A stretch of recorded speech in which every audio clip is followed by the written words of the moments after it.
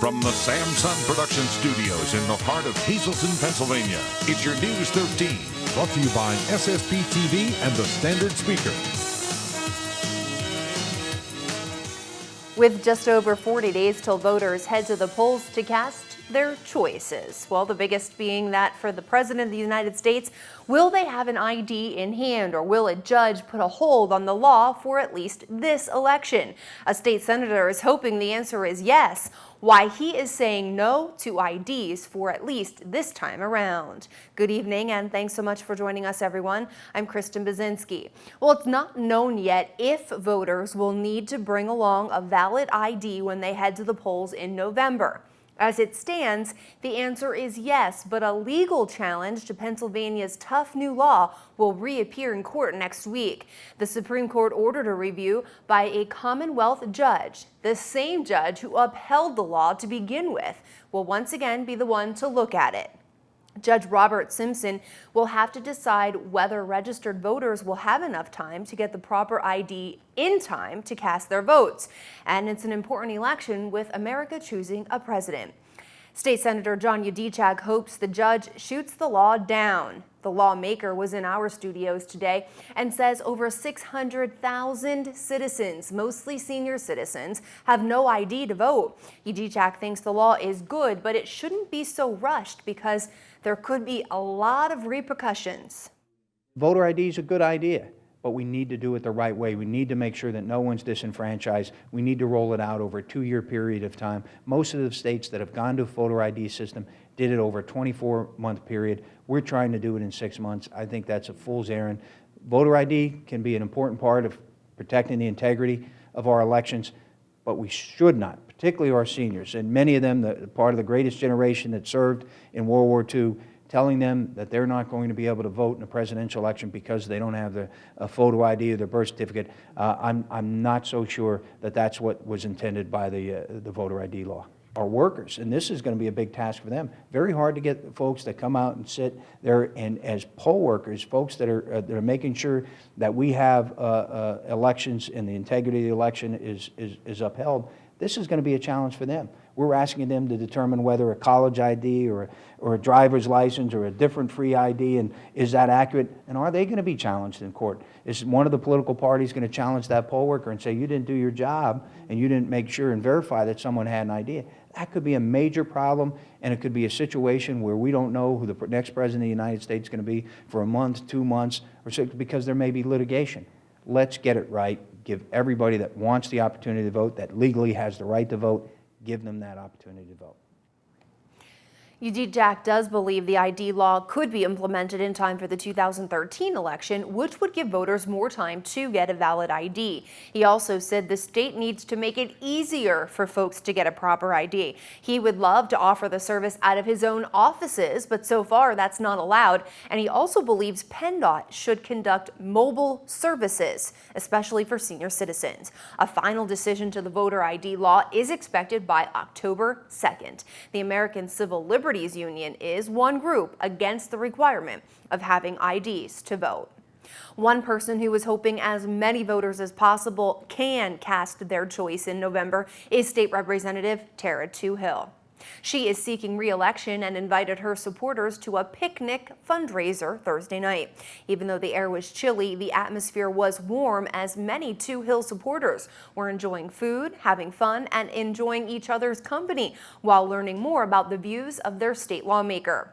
The outdoor party was held at Slusser's Grove in West Hazleton and also served as a fundraiser for Toohill, who is seeking re-election to her second term as state rep. Butler Township Supervisor Ransom Young is challenging the young lawmaker who was an attorney before entering into the political world. The two will go head-to-head November 6th.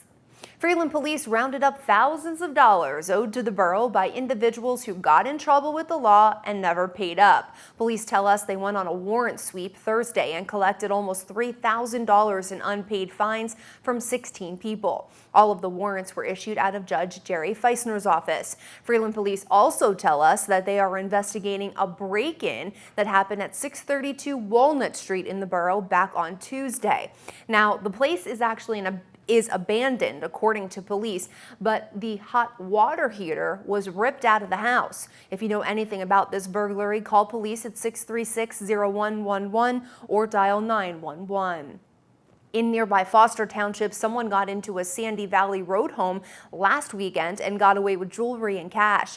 Troopers say the break-in happened during the day between 10 in the morning and 4 in the afternoon. You're asked to call state police if you have any information about that crime, 459-3890. Hazleton City Police found a woman drinking alcohol in the middle of a city street and then found that she also had drug paraphernalia on her. Police tell us 44-year-old Wendy Bonifaire of Wilson Drive in the city was found by officers who were on foot patrol in the area of Maple and Wyoming streets back at the beginning of the month. Bonifaire was drinking alcohol, and then police found a marijuana pipe on her. She was arrested and faces a number of charges.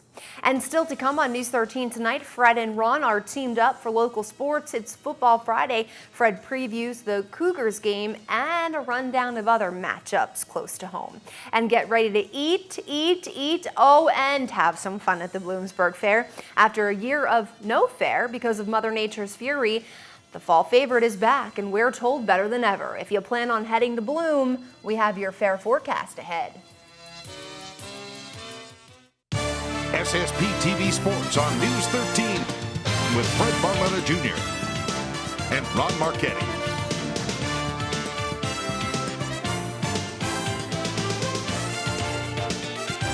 Week 4 of the high school football season, and well, the weather's cooperating for now. If you've got a Saturday game, that could be an issue, but the Cougars, they're on the road to Williamsport tonight, and certainly a game that, well, the Cougars got to win if they're going to put anything together this season. Williamsport and the Cougars both looking for their first win, so the Cougars got to go and take care of business on the road. Hazleton Williamsport, that one going to kick off, as always, 7 o'clock. Now, a little bit closer to home, you got Monoy. They're taking on Tamaqua, Pius X, Marion down in hometown, North Schuylkill at Schuylkill Haven, Scranton Prep and Scranton should be an interesting battle. Keep your eye on this one, Berwick and Wyoming Valley West. Berwick is looking awfully good early on. Valley West, one of their rivals. Let's see what happens. Wallenpaupack takes on Crestwood. And as far as what we said on Saturday, weather permitting, Abingtonites, Delaware Valley. We want to see that one because these are two of the better teams. Hazleton doesn't play Abington anymore, but they certainly play Delaware Valley. We saw what happened. Coughlin and Dallas, another game of curiosity. So we'll see what happens here. Week 4 of the high school football season. And the only thing close to home, Marion, down in hometown. They're 3 up and 0 down for the first time in a while. So this could be another good year for Stan Dukoski down at Marion. Now, last night, Harvard Guy Stadium, but not football, but, well, if you talk in European parlance, soccer. And Lake Lehman wearing the dark uniforms here, Hazleton area in the white. And as you take a look, you're watching some of the action here. Hazleton area played well defensively, and you can see that. A little bit of rough and tumble right there. No, that yellow line isn't out of bounds, so that's for soccer. White's for the football. The soccer field much bigger. And as you can see, Lake Lehman controlling a lot of the action in their end, and Hazleton area hanging on tough. Lake Lehman would score early in the first half, and they would carry that 1-0 lead deep into the game. They'd score a second goal right before it was all said and done. That's how we ended it down at Harmon Geist last night. Lake Lehman, 2. Hazleton area, nothing. That's high school soccer. Hazleton area, good defensive effort, but not enough firepower. They end up on the short end of things. Now let's take a look at some of the other scores as we move along here.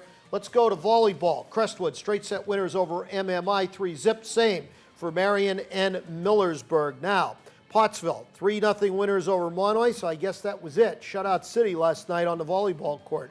Water polo, Hazleton area dunks Central York. The boys, 13-1 right there. So they did not have a girls team if you're looking for that score. I guess after getting beaten up by our Cougar boys, there was no need to play anymore. Tennis action. Hazleton area sneaks by Wyoming area on senior night. Erica Grula, winners 6-2, 6-3. Kutztown, 4-1 winners over Tamaqua.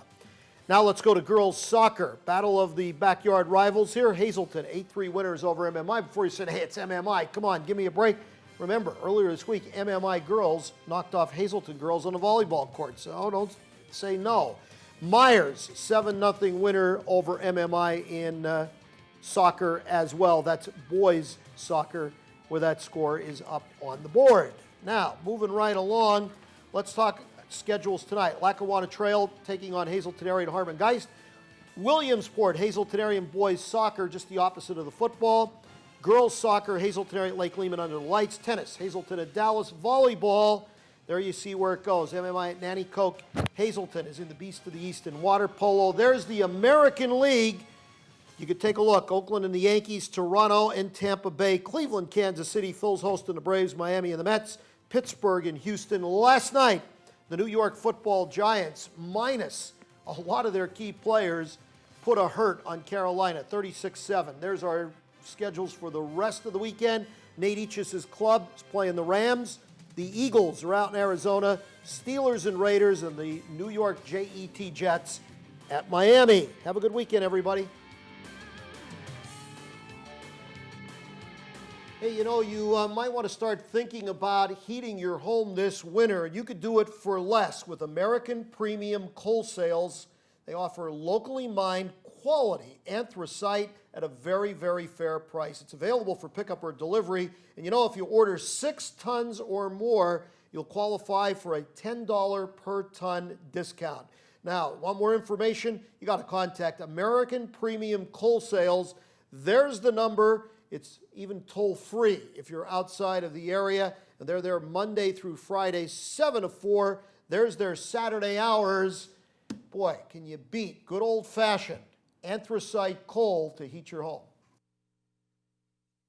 15 years ago today, Bishop Papey's defensive back, Chris J.S., intercepted a Schmokenlurz pass and returned it for a touchdown for the 7th time in his high school career. Hi, everybody, on this Friday, September 21st. Could you believe that? One player returning 7 interceptions for touchdowns. Well, Chris J.S. did for the Haiti Vikings with 2 picks in 1995, 3 in 96, and 2 in 1997. But this is not trivia treats. This is short shots. So let's review this past week. The Cougars lost as expected to powerful and unbeaten Delaware Valley 49-12. Del Val led 42-0 before their shock troops mopped up. The entire second half was played under the mercy rule. Marion Catholic won again, mauling Mauna area 48-7. The Colts' first 3-0 start in 5 years and their first win over the Golden Bears in 3 years. Dylan Quirk once again led the charge with 119 yards and 11 carries. What else? Last Saturday, I was on assignment while making my annual visual to West Point. I went with these guys on this bus. Had a great time watching Army control the ball for 45 of the 60 minutes, picking up 31 first down to their opponent's 5, but they still lost the game, 41-40 to Northern Illinois. Mother of God, how could that happen? It did. Penn State beat Navy 34-7 for Coach Bill O'Brien's first coaching win. I think he's going to get number 2 tomorrow over Temple. Notre Dame really surprised me by handling Michigan State in Spartanland 20-3. I let you know when I'm right, so I must eat crow when I'm wrong about ND and the Yankees. Right now, it seems like Ichiro is turning them around with 5 straight wins, but it ain't over till it's over. Number 1, Alabama is playing like a locomotive, completely out of control. The Philadelphia Eagles won again for the 2nd week in a row by 1 point after losing the entire game. The Baltimore Orioles beat Seattle in 18 innings, the longest game time-wise since the 1960s. They almost ran out of baseballs on that one. The Orioles have now won 15 straight extra inning games. Baltimore has been amazing, and Buck Showalter gets my vote for Manager of the Year, no matter what happens from here. 500 people will show up at Genetti's Hall of Presidents on Sunday for the 8th annual Hazelton Area Sports Hall of Fame induction dinner at 3 p.m., their largest ever. I'll see you the day after, I think. Till Monday. Be a good sport. Stay loose. Okay, real quick, Ronnie, I just wanted to wish you another congratulations for being selected to the Hazelton Area Hall of Fame. He will be inducted on Sunday. So congratulations to Ronnie. And here are your winning midday lottery numbers. Good luck if you played. Your daily number 943 Big 4 3920. Quinto 88167 and your treasure hunt 2451921. Good luck, and we'll be right back.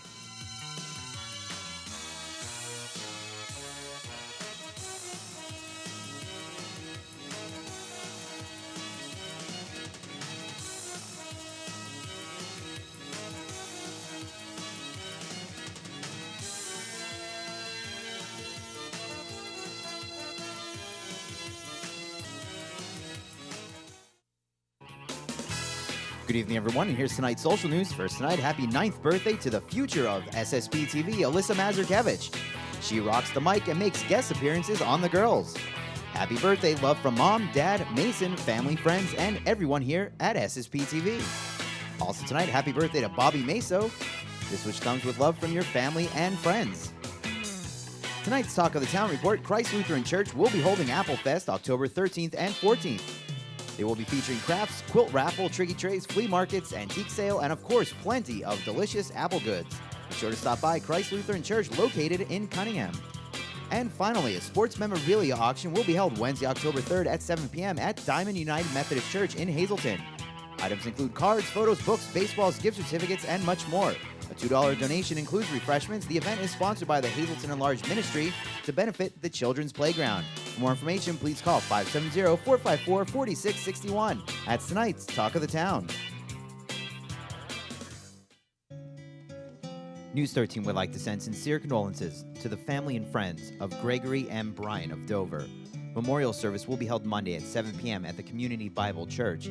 Friends may call Monday at 6 p.m. from the church. The Smedley Funeral Home is in charge of arrangements. Tonight's obituaries have been brought to you by the Smilax Floral Shop located on 15th Street in Hazleton. For delivery to all local funeral homes, call 570-454-0111. And by Mia's. Don't settle for second best when dining out. Discover Mia's new low-price dinner menu. And remember, there's always plenty of free gated parking behind the Markle Building.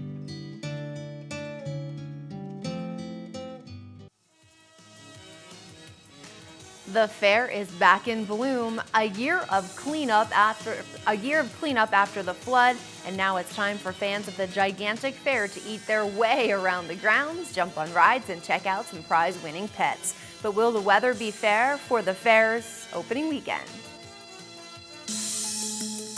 From the Samson Production Studios in the heart of Hazleton, Pennsylvania, it's your News 13. Hi again, everyone. Thanks for staying with us on this Friday evening. I'm Kristen Bazinski. Well, the wait is over and the 157th Bloomsburg Fair is here.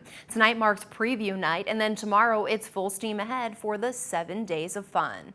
For the very first time in the fair's history, the event was canceled in 2011, but not this year, and we're told there are many new additions to add to the excitement. Plus, vendors are hoping that because of the disappointment felt last year by fairgoers, they will come out double this year, so lost wages can be made up for. $2.5 million in damage was done to the fairgrounds, but one of the much anticipated new additions this year is a permanent sky ride. The thrill will give fairgoers an amazing tour of the fairgrounds. The fair runs from September 22nd, that's tomorrow, to the 29th, and there are some 1,200 vendors on site.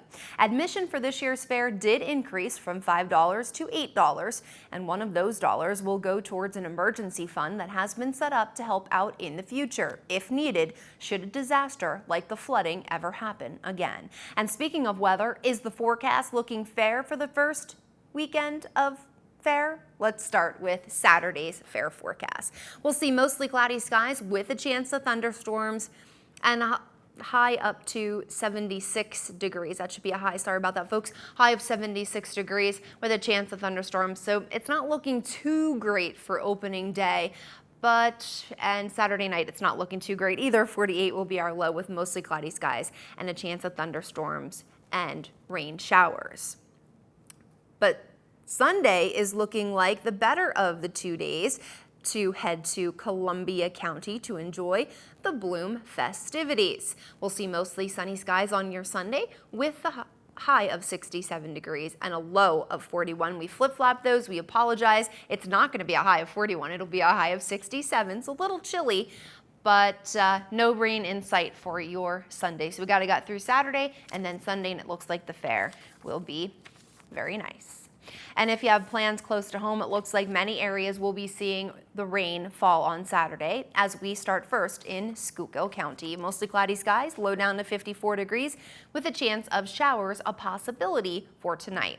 Your 4-day outlook, let's get through Saturday where we see some yucky weather. 75 will be our high. And then Sunday, Monday, Tuesday, the sun appears and it's chilly. 64 Sunday, 64 Monday, and then 66 on your Tuesday. And look at that low on Sunday night, folks. 30 39 degrees. And we saw weather much like this today in Greater Hazleton. Clouds and some sun. Thank you to Christina Caparel from Holy Family Academy for providing us with this creative condition tonight. But the sun could be disappearing overnight because we see clouds moving in and a low down to 56 degrees. And then Saturday, again, a yucky day, rain, thunderstorms, clouds, and a little chilly. 672 will be our high. And then it's 60s across the board Sunday, Monday, and Tuesday, but the sun reappears, so make sure you bundle up because 38 degrees on Sunday night, that is very chilly for this time of the year. It looks like fall has arrived because tomorrow is the first official day. Each and every year, thousands of kids across the United States are diagnosed with cancer. Many times, this illness is life-threatening. Now, cancer remains the leading cause of death by disease for children under 15. All this month, we remember the young lives taken too soon, stand with the families facing childhood cancer today, and rededicate ourselves to combating the terrible disease. September's Childhood Cancer Awareness Month. Many in our area have been following the story of 6-year-old Adriana Bartle of Hazleton, who's battling neuroblastoma, an incurable form of childhood cancer. Unfortunately, little Adriana took a turn for the worse, and now the community is banding together to show her and her devastated family their support. Here's Jasmine Brooks with more on how you can help out tonight. Today I'm joined by Jerry Berger, and Jerry Berger is going to tell you the heartwarming story of a 6-year-old Hazleton girl, and her name is Adriana Bartle, and Adriana has been suffering from cancer since she was just 2 years old. Now she's 6, and she needs your help. And so we're going to talk about how the community can come to help Adriana tonight. So welcome, Jerry. First of all, you know Adriana personally. Tell me about this little girl. Oh, she's a lovely little girl, positive attitude, just absolutely charming. You never see her with a frown on her face, and she's just really a precious child. She's been battling neuroblastoma cancer. It's a form of cancer that affects mostly children. She's beautiful, as I said, and you never hear her complain. She's been going through chemotherapy since she's 2 years old. After about 2 years, she was found to be NED, which means no evidence of disease. She was that way for about a year, and then back in August of 2011, it reoccurred. When it's a reoccurring neuroblastoma, the problem is that it is terminal and there is no cure for it. And so you're calling on the community to come out tonight to a paddle auction, which is actually a lot of fun. And so how will they be helping Adriana? Well, when they come through the door, the fee to come through the door today, the donation is $10, and all of that money goes to Adriana. 19 different vendors have come together to support this good cause. They've donated over $2,000 worth of products. As you come through the door, you will get 2 paddles. The items range from under $25, $25 to $50, and over $50. When the item is presented, they tell you that the bid would be a quarter. For the under 25, 50 cents for the 25 to 50, and 75 cents for the over 50. If you like the item, you put your quarters into a can. We pull a number, and whoever's number is pulled, that's who actually goes ahead and gets that prize. So it's great. You get an item for maybe $75 that you pay 75 cents for. So it's lots of fun, fast moving. We'll also have food available that the caterer has given the entire amount to Adriana. There is a bake sale going on. We have some tricky trays from different vendors that have also donated that. So all of the money goes to Adriana. And even St. Holy Rosary Church, they were wonderful. They donated the hall for us, and we're very grateful. Okay. So the paddle auction for Adriana is coming up tonight, September 21st at Holy Rosary Church. That's on Poplar Street in Hazleton. Doors will open at 6 p.m. and the auction will start at 7. Now, if you're unable to come on by, how can they donate? Adriana has a Facebook page. It's Adriana's Wish, and they can go on there. There's a donate button right there, or there is a post office box. It's a Hazleton post office, and it's Adriana Bartol, Post Office Box 2083, Hazleton, Pennsylvania. And finally, Jerry, tell me how this money will help Adriana and her family. We're hoping 2 weeks ago, Adriana was tested for a particular gene that only 15% of all children in the world have. If Adriana has this gene, she will be able to continue her testing so that this way they'll have to either go to CHOP, Philadelphia's Hospital for Children, or they'll be able to go to Sloan Kettering to be able to continue this experimental testing for her. But there is a very good success rate on that testing.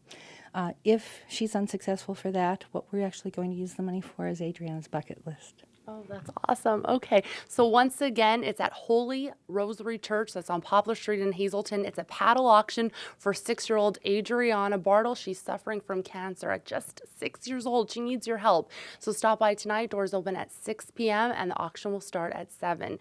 Jerry, thank you so much. It was great meeting you. Thank you for having us. And I'll send it back to you in the studio. All right, Jasmine, thanks so much. Sounds like a great event for a great little girl. Well, gang violence has no boundaries, and it doesn't matter if you are young or old or Republican or Democrat. And that's exactly why 2 lawmakers from opposite parties have teamed up and are ganging up on gangs. Congressman Lou Barletta and Senator John Udechak created Operation Gang Up, an effort to educate, combat, and do away with gangs and gang activity. The 2 lawmakers are preparing to host the 4th forum in a series of 5.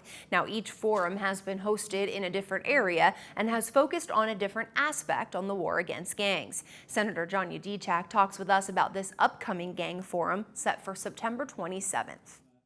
The focus is going to be law enforcement and you. We have a lot of our fine law enforcement personnel, everyone from the FBI down to our local cops here in Hazleton. They're going to be part of it. The exciting thing about it is, and the success that we've had already in just a year and a half, we've had over 1,000 citizens participate that have engaged in this community initiative. We've set up committees that are now being run by an administrative agent, the Institute of Public Policy in Northeastern Pennsylvania. We have legislation that is likely going to move next week in Harrisburg. For the first time in Pennsylvania, we're going to try to put a gang law on the books so that we can go after these gangs that are trying to recruit kids in our school. And we continue to work to build this community initiative. It's about gangs, it's about preventing drug crimes in our community. We've had over a 200% increase just in the last 6 years here in Luzerne County in drug-related crime. We need to put a stop to that. So we've put a stop to the partisanship that goes on in Harrisburg and Washington. We put the politics aside, and Operation Gang Up is about helping our kids, helping our communities, and keeping our communities safe. You're invited to the forum again on September 27th at the Arthur Street Elementary School in Hazleton starting at 6 o'clock. Udechak says this is an opportunity to let your voices be heard and learn how you can help in taking back your community and cleaning up the streets of gangs. One state lawmaker has a lot to say about the state's voter ID law. Coming up on News 13, why the senator thinks some innocent election workers could be set up for legal action. And News 13 will help recognize some businesses who have curb appeal.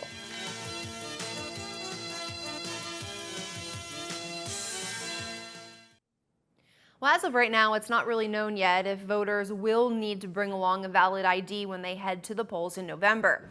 As it stands, the answer is yes, but a legal challenge to Pennsylvania's tough new law will reappear in court next week. The Supreme Court ordered a review by a Commonwealth judge. The same judge who upheld the law to begin with will look once again at it. Judge Robert Simpleson will have to decide whether registered voters will have enough time to get the proper ID to cast their votes. And it's an important election in November with America choosing a president.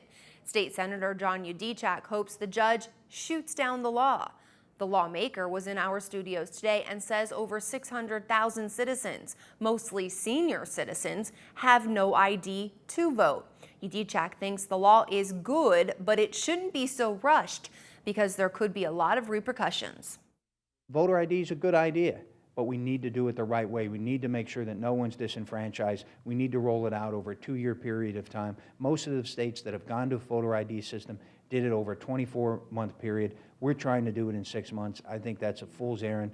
Voter ID can be an important part of protecting the integrity of our elections, but we should not, particularly our seniors, and many of them, part of the greatest generation that served in World War II, telling them that they're not going to be able to vote in a presidential election because they don't have a photo ID or their birth certificate. I'm not so sure that that's what was intended by the voter ID law. Our workers, and this is going to be a big task for them. Very hard to get folks that come out and sit there and as poll workers, folks that are making sure that we have elections and the integrity of the election is upheld. This is going to be a challenge for them. We're asking them to determine whether a college ID or a driver's license or a different free ID, and is that accurate? And are they going to be challenged in court? Is one of the political parties going to challenge that poll worker and say, you didn't do your job and you didn't make sure and verify that someone had an ID? That could be a major problem, and it could be a situation where we don't know who the next president of the United States is going to be for a month, 2 months, or 6, because there may be litigation. Let's get it right. Give everybody that wants the opportunity to vote, that legally has the right to vote, give them that opportunity to vote. Udicek does believe the ID law could be implemented in time for the 2013 election, which would give voters more time to get a valid ID. He also said the state needs to make it easier for folks to get the proper ID. He would love to offer the services out of one of his offices, but so far that's not allowed. And he also believes PennDOT should conduct mobile services, especially for senior citizens. A final decision to the voter ID laws expected by October 2nd. The American Civil Liberties Union is one group against the requirement of having IDs to vote. Some local companies were honored Thursday night for keeping their properties looking great and for having curb appeal.